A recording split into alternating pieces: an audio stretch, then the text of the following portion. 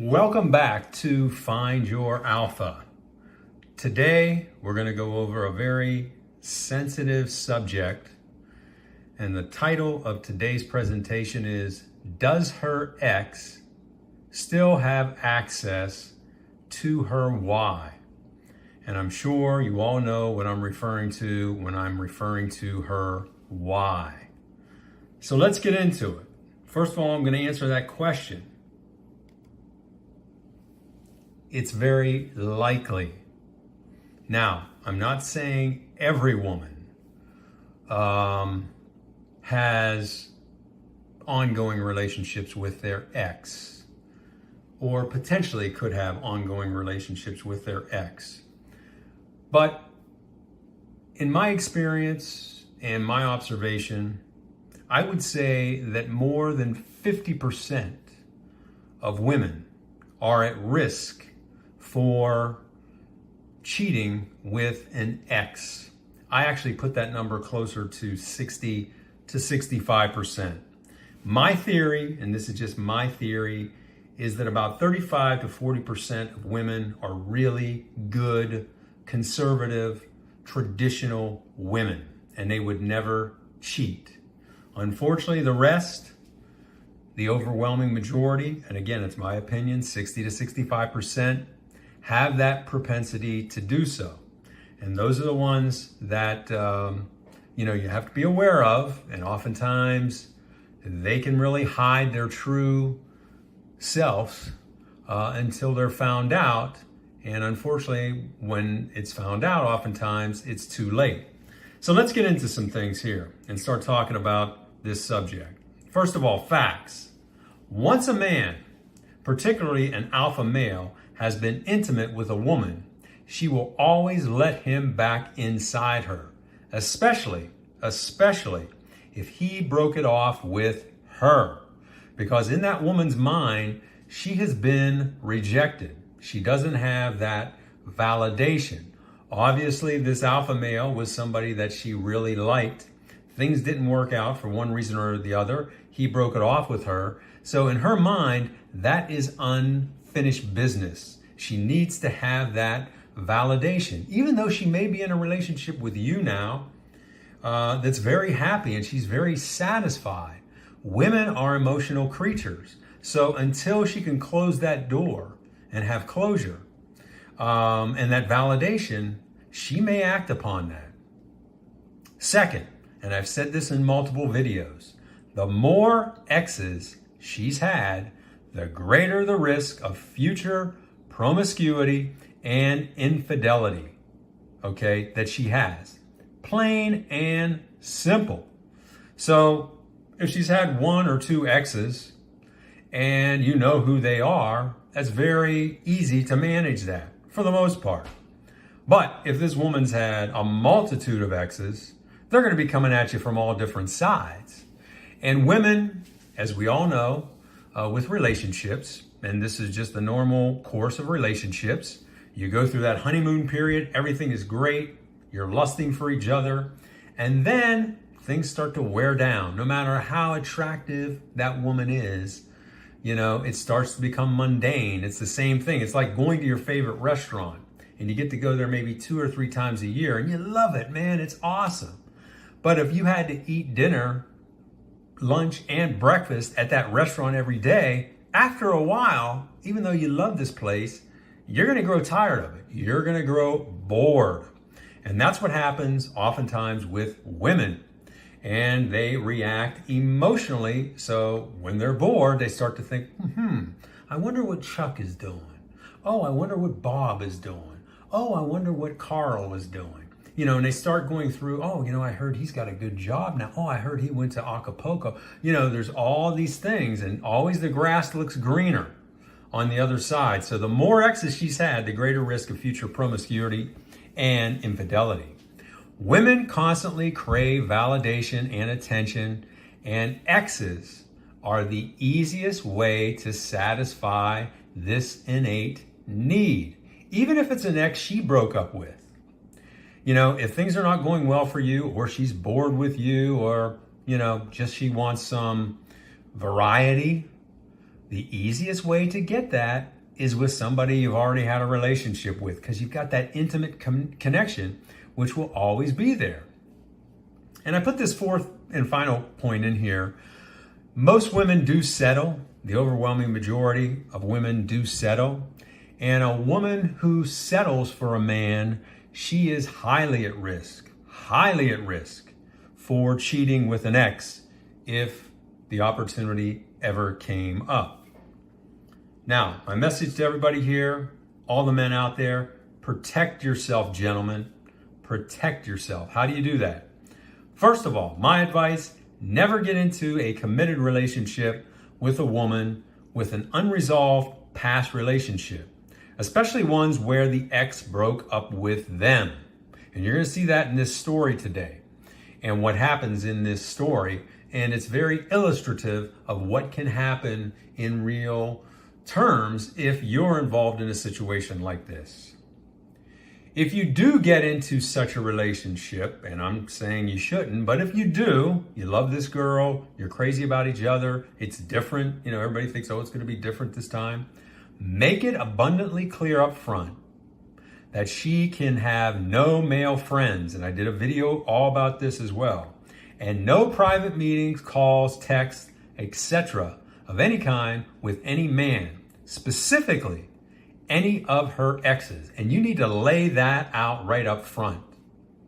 And what I would also do is I would have your significant other watch this video with you and have a conversation with her, just to say, hey, do any of your exes still have access to your Y? And let her tell you yes or no. Never get into a relationship with a high mileage woman.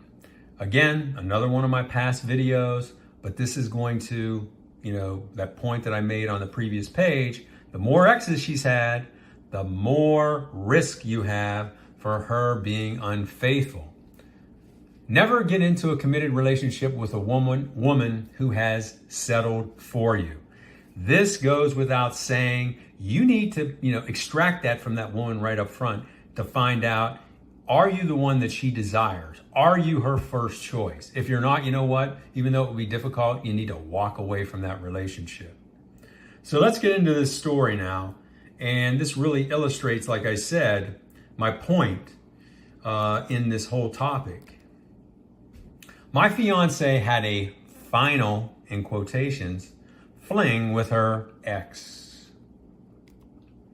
This all happened to me 18 months ago when I was 26, and my fiancée Ginger, a natural strawberry blonde, was 25. We had been together for nearly 19 months, engaged for 6. So that means this guy got engaged to this girl after 13 months.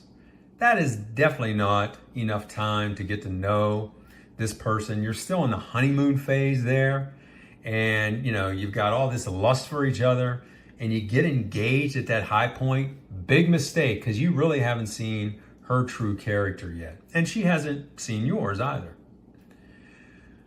And we were a little over 4 months out from our planned wedding date. I work in IT. Seems like a lot of these stories that guys work in IT. And Ginger works as a teller at a local bank. I met her one day while depositing a check when the drive-thru was too crowded and I went inside. Our relationship quickly blossomed. We fell deeply in love and we were very compatible in all ways. I was so infatuated, at the peak of infatuation, he asked her to marry him, that I proposed to her just 1 year after being together. After our engagement, I had Ginger move in with me to see how we got along living under the same roof. Everything was going great for about 6 months. For the 6 months we had been cohabitating. That is until about 4 months prior to our wedding. I'll now explain. After we moved in together, I added Ginger to my cell phone plan and paid the bill along with all of the other bills for our apartment, since I earned significantly more than she did. So obviously one of the reasons why she's attracted to this guy is that he's a provider. And it sounds like he may have been, before this all went down, a beta male provider, a very typical beta male provider. And she sounds like a very hot woman. He doesn't really describe her here outside of saying, she's a strawberry blonde, but I'm sure she was a beauty or is a beauty. The company I work for has a large remote and mobile workforce, and we only permit business calls and text to be sent by employees. In order to ensure this, the company was in the process of installing new software that records each text message sent by an employee to the cloud. I was in charge of the rollout of this new software program. As part of the test program, I set my personal phone and Ginger's up on the service to see how it worked and to practice how to go about activating it. I didn't think to disclose this to Ginger, as I only planned on keeping the software active on our phones during the brief test period. But I believe God intervened here, as I forgot to remove the software, and through this program found out about my fiancée's infidelity. Because of the volume of text sent, the software doesn't send live text to a monitor, but instead sends them to the cloud for eternal storage. An authorized manager then can access these texts should a business or workplace dispute arise.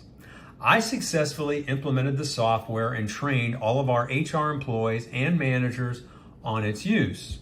As stated previously, I had forgotten to remove our personal phones from the software program, so our texts were being recorded to the cloud throughout this period.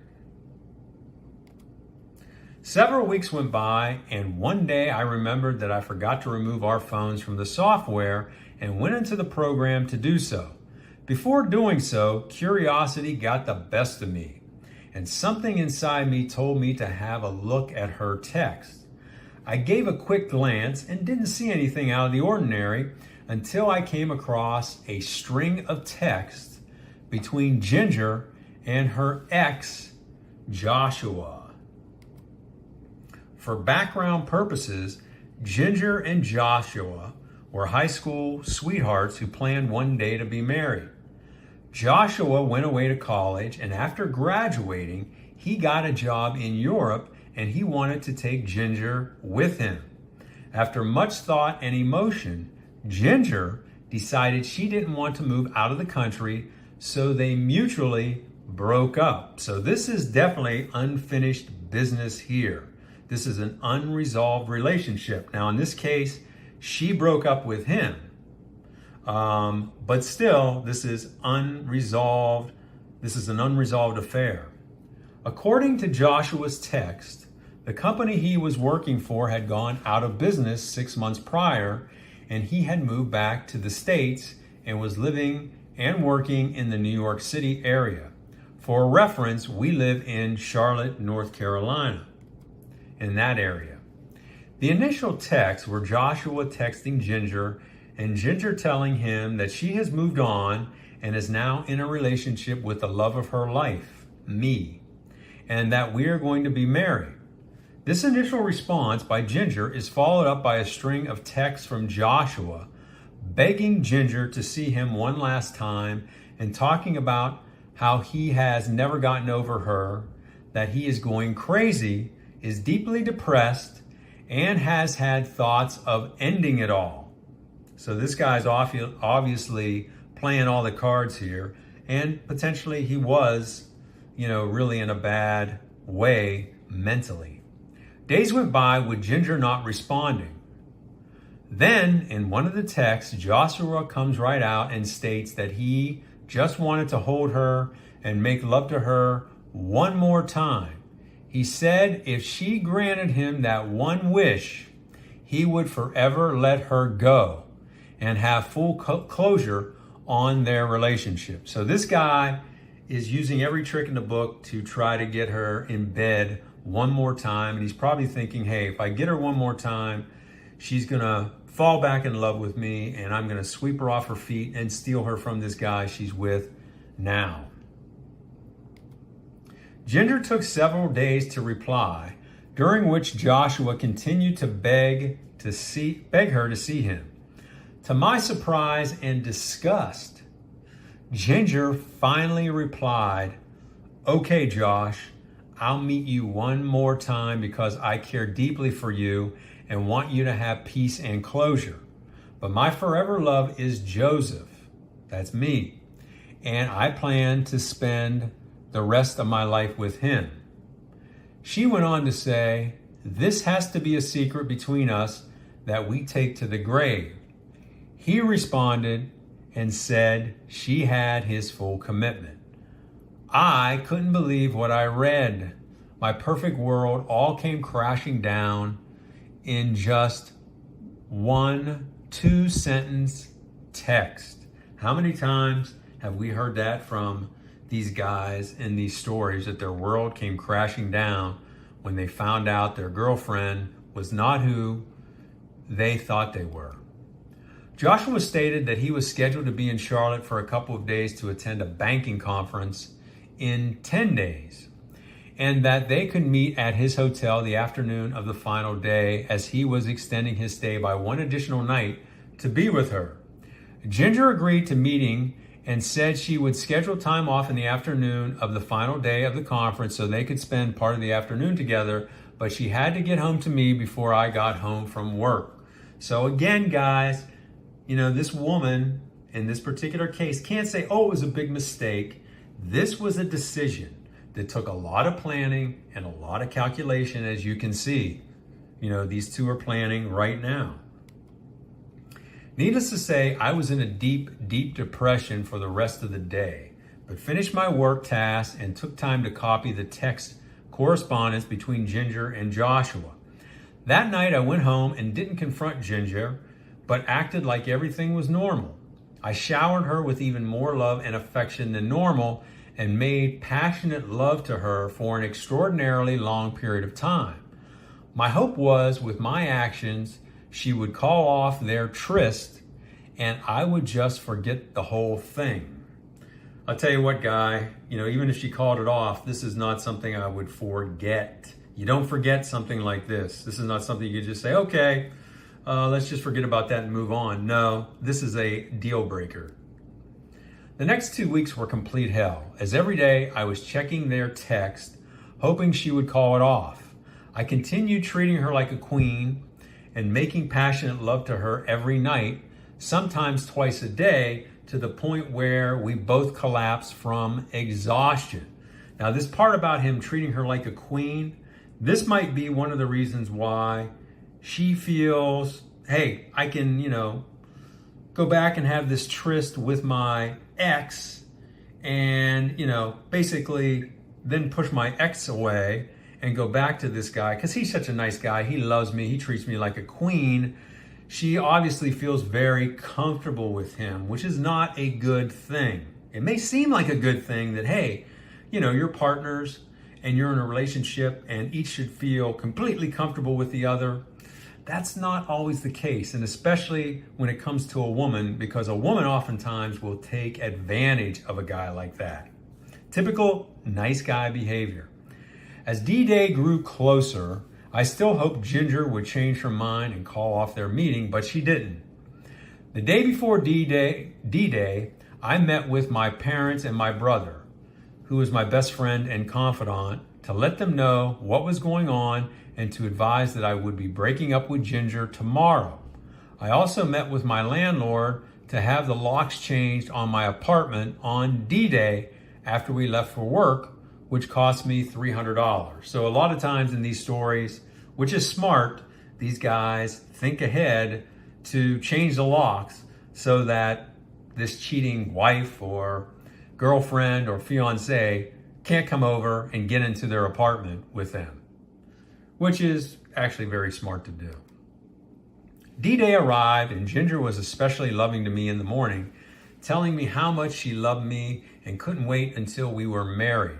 I played along, and since I knew our relationship was ending today, unless she pulled out at the last minute, and he says here, no pun intended, I asked her for a quickie in the kitchen prior to us taking our showers. She readily obliged, even though I just spent most of the entire previous night inside of her.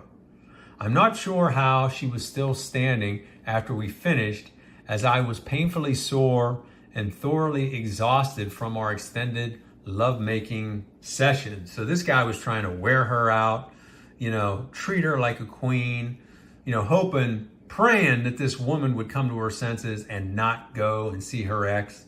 But after getting it all night from him, getting it in the morning, now she's going to go out and she's going to get it from this ex. This woman is a real garden tool. I went to work as normal and took the afternoon off. The hotel was just 10 minutes from my office, and they were scheduled to meet in the lobby at 3 p.m.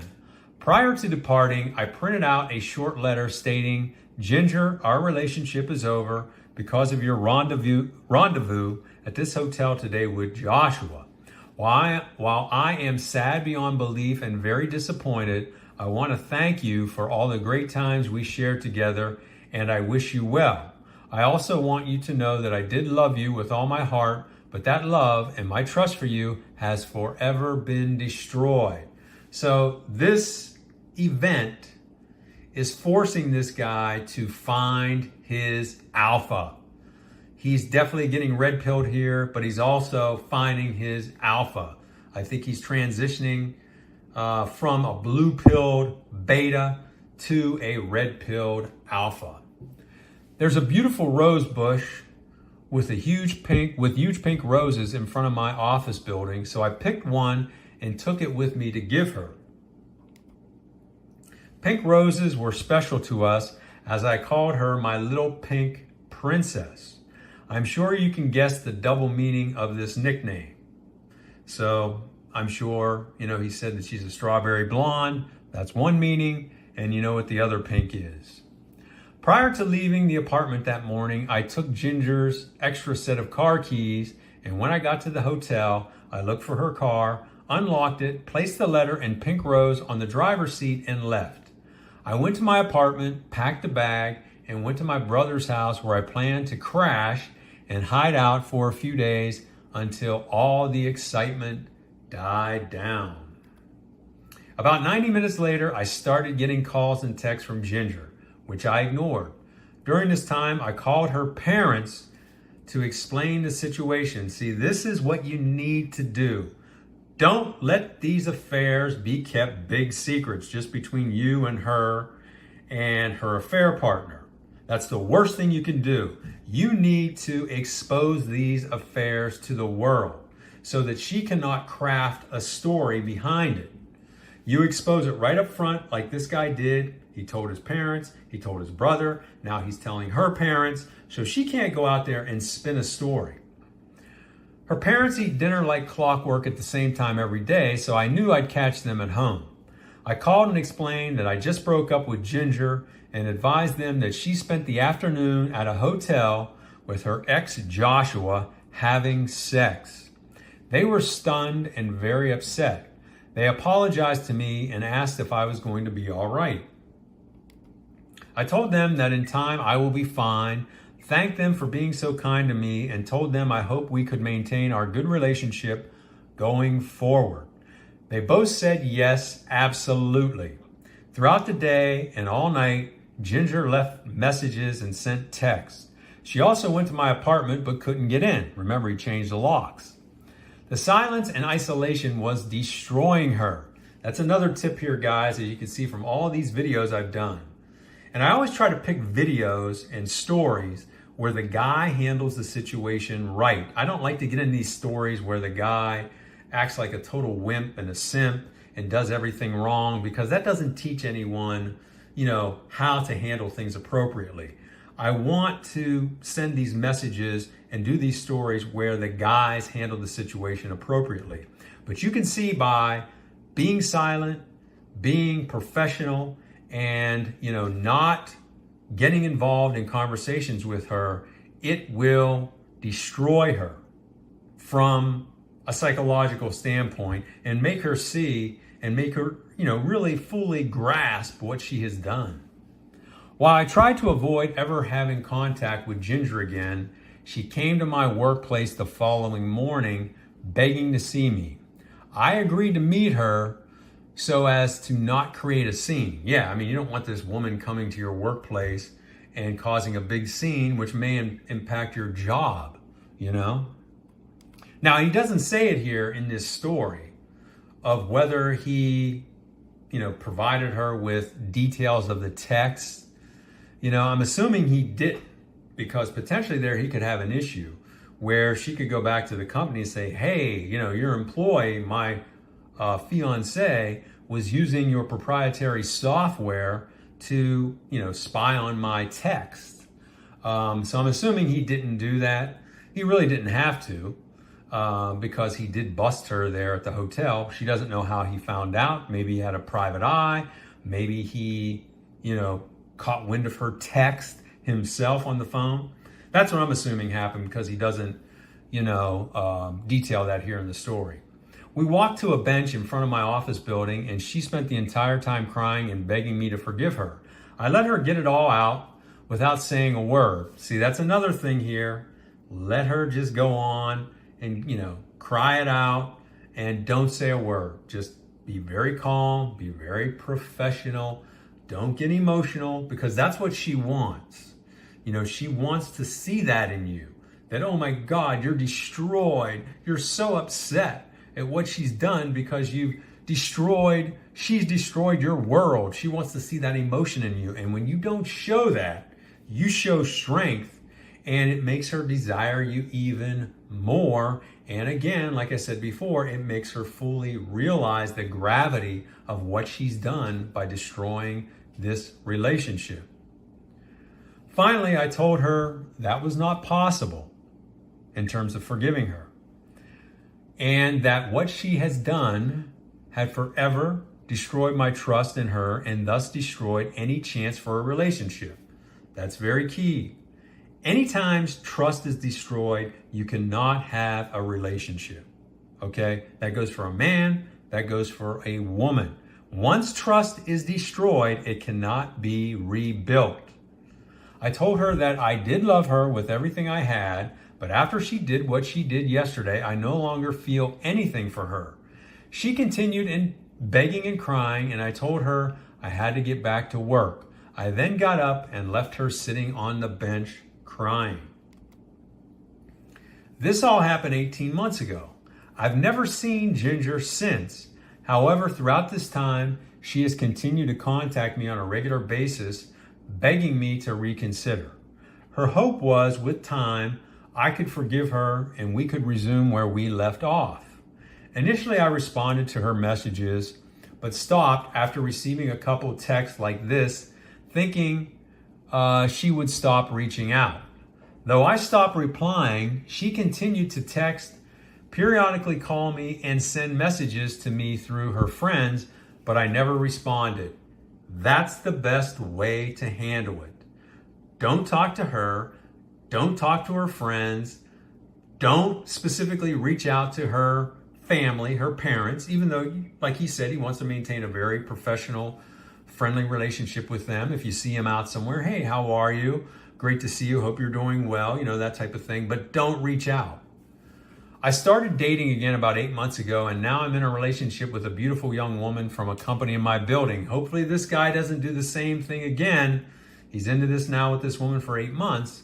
She too is an IT professional, and we get along great. For the first time, I no longer think of Ginger every waking hour of the day, and instead think about work and my new love. So hopefully this guy learned his lesson. He takes his time this time, doesn't jump into things, and takes it slow in this new love relationship he has. Ginger's friends have told me that she is devastated by the news that I have a new love and is in a deep depression as she finally realizes any hope she had for our reconciliation is over. She apparently has had no contact with Joshua after she told him he ruined her life and never wants to see him again. For now, I'm living one day at a time, and I'm really enjoying life again. I hope one day Ginger can find inner peace and happiness and move on with her life like I have. That's the end of my story. I hope my tale can help someone out there cope with infidelity. All things considered, I think I handled the situation as well as can be expected. I think he did. He made big mistakes up front, jumping into things with this woman, asking her to marry him after just 1 year, moving her in, right away, treating her like a queen. I mean, these are all things that beta males do and desperate men do with hot women. And it's a lesson for everybody. Don't do that. Don't do that. And the final message I want to leave everybody with is make sure you fully explore with your woman, if you're in a committed relationship, what her relationship is with her exes, and that any and all contact with her exes and any private meetings with any male, okay, outside of like work, where you're meeting for specific work purposes, and those shouldn't be one-on-one meetings. Really, there's very few situations like that where you have one-on-one meetings, male and female, outside of it's a boss subordinate type relationship, in that case. But you need to have those discussions with your woman right up front and lay down the law that any contact with the ex has to end and should not be happening anyway. And any meetings or lunches or whatever outside of official business with another male end now that we're in this relationship. And that any violation will result in the immediate end and termination of your relationship. Make that clear up front. And like I said, have your girlfriend, your fiancée, your wife watch this video with you and use this video to segue into a conversation about, hey, do any of her exes or could any of her exes get access to her Y or still have access to her Y? Use that to help you in your conversation. So hopefully you found this video valuable. If you did, please comment, like, share, and subscribe to the channel. And I'll catch you on the next one.